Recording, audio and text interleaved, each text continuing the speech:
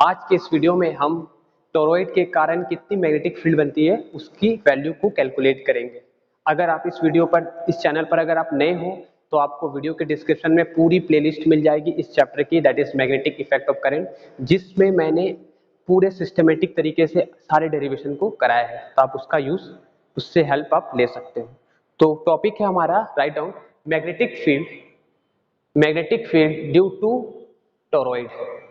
Magnetic field के कारण toroid, तो magnetic field due to toroid. ठीक है, तो टोरॉइड क्या होता है? सोलेनोइड आपको अभी बताए थे थोड़े, है ना, उसका भी आप डिस्क्रिप्शन में देख सकते हो, उसके बारे में मैंने सोलेनोइड के बारे में बताया था। अभी हम करेंगे टोरॉइड के बारे में कि टोरॉइड क्या होता है। देखो, अगर हम इस तरह का मान लो एक रिंग है, ठीक, थोड़ा सा उसका थिकनेस भी है रिंग का, हमने क्या किया, वायरिंग, उस पर वाइंडिंग करना स्टार्ट कर दिया वायर का इस तरह से, ठीक है, टाइटली वाइंड कर दिया इंसुलेटेड कॉपर वायर का। सोलिनोइड कैसा होता था? सीधा रॉड रहता था और उसमें हम वाइंडिंग करते थे इस तरह से। लेकिन टोरॉइड क्या है, उसी सोलिनोइड को हमने राउंड कर दिया। अगर टोरॉइड, सो सोलिनोइड भी एक तरह का टोरॉइड ही है, लेकिन वो सीधा है, मीन्स उसकी इनफाइनाइट रेडियस है। और इसकी रेडियस कितनी होगी बताओ? यहां से यहां तक रेडियस स्मॉल आ रहा है, ठीक है स्टूडेंट। करंट एक साइड से जाएगा और एक साइड से करंट आएगा, ठीक है। तो इसके कारण मैग्नेटिक फील्ड बनेगा, क्योंकि current carrying wire produces magnetic field around it.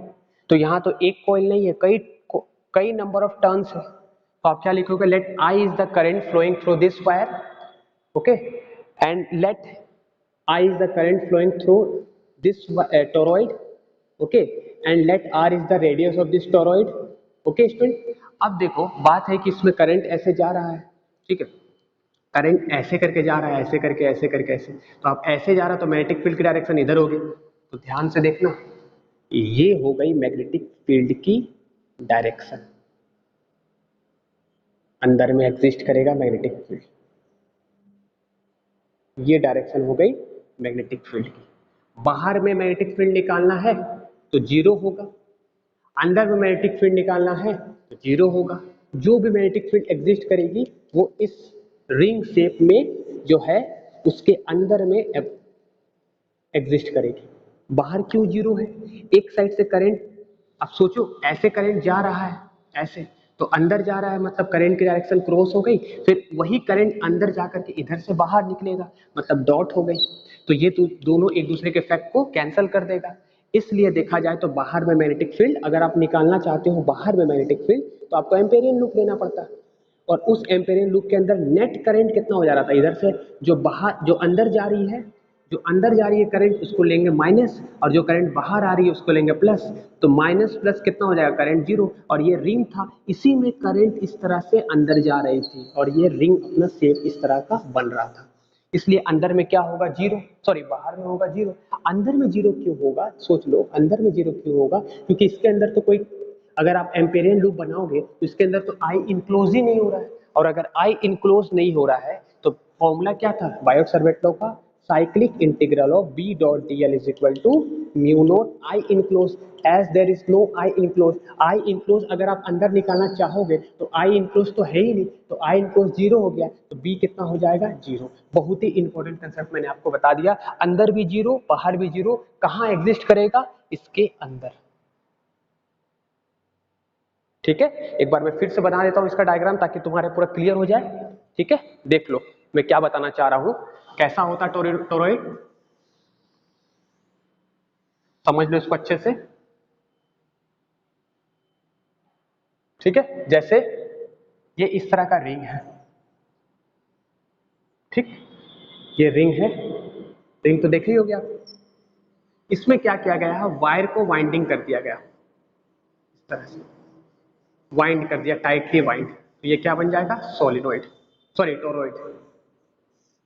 एक साइड से करंट आई जा रही है, एक साइड से करंट आई आ रही है। This is the centre and this is the radius of this toroid, okay student. Now बाहर जीरो बता दिया क्यों होता है, अंदर भी बता दिया जीरो।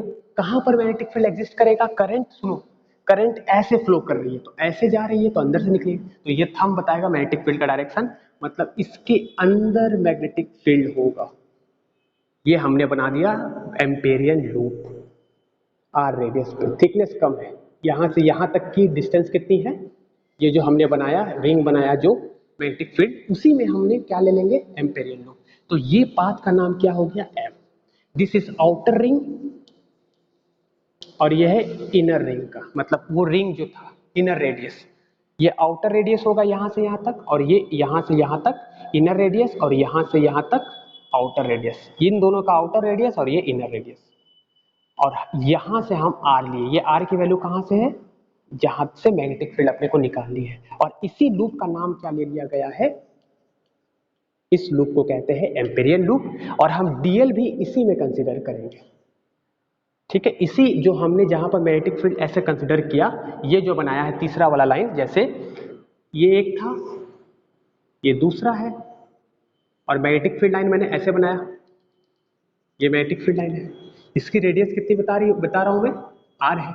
आप इसी में बी भी लेना, ऐसे करके बी की डायरेक्शन थी तो बी की डायरेक्शन में आप ये बी ले लिए, इसी पॉइंट में डीएल ले लेना, तो डीएल की डायरेक्शन भी इसी साइड हो जाएगी। तो डीएल की रेडियस यहाँ से यहाँ तक आर है, तो डीएल को इंटीग्रेट करोगे तो क्या मिलेगा, एक पॉइंट लेंथ को अगर आप इस पूरे को इंटीग्रेट करोगे, रेडियस आर है, मतलब पूरा लेंथ कितना होगा यहाँ से यहाँ तक का, 2 पाई आर होगा। किसका इंटीग्रेशन, इंटीग्रेशन डीएल। ठीक है स्टूडेंट, अब हम इसमें आप क्या लिख सकते हो इंग्लिश में, let us consider a toroid in which I current is flowing through this toroid. Okay student, now we have to find magnetic field due to this toroid. We know that outside and inside there is the magnetic field will not exist, means magnetic field is zero. Why it is zero, I already explained this. Okay, now let R is the radius of this Amperian loop. I have considered this Amperian loop, this you can see here, ये हमने Amperian लिया, ये तो inner radius हो गया, ये outer radius हो गया रिंग का, और ये रेडियस है हमारा लूप का, and we have taken dl as a point, means elemental length. Now from Biot Savart law we know that, what is Biot Savart law student, ठीक है, बायर-सावर्त लॉ क्या होता है बताओ, बस यहां पर लिख देंगे भाई, B cyclic integral of B dot dl is equal to mu naught I enclosed.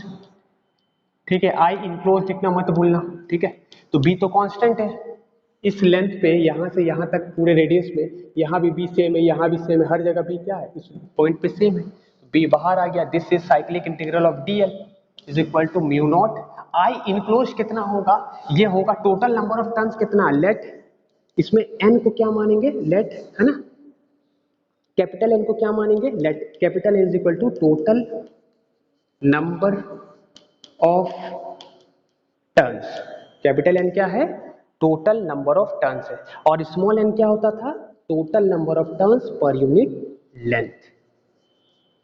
ठीक है, तो यहां पर तो सभी में करंट जा रही थी, सभी में करंट जा रही है, और सभी के कारण मैग्नेटिक फील्ड बनेगा। देखो ये एक लूप है, ये एक लूप है, ये एक लूप है सर्कुलर लूप, उसके कारण मैग्नेटिक फील्ड बनेगा, सब एडअप हो जाएगा मैग्नेटिक फील्ड, क्योंकि कई टर्न्स है, कितने टर्न्स है, कैपिटल एन टर्न्स है, तो आप यहाँ क्या लिखोगे, सभी से करंट जा रहा है तो एन आई लिखोगे। क्यों लिख रहे हो एन आई बताओ, क्योंकि यहाँ पर आई इनक्लोज जो है, ये एम्पेरियन लूप जो बनाया गया है सभी लूप के कारण बनाया गया है, तो आपको यहाँ क्या लेना है, कैपिटल एन, क्योंकि नंबर ऑफ टर्न्स क्या है, total number of turns N है, यहाँ मैंने लिख दिया है capital N is equal to total number of turns. ठीक है, अब इसको सॉल्व करेंगे, इसका इंटीग्रेशन क्या होगा, देखो यहाँ लिख रहे थे डीएल का इंटीग्रेशन, ये हो जाएगा 2 pi r, means B into 2 pi r is equal to mu naught N I.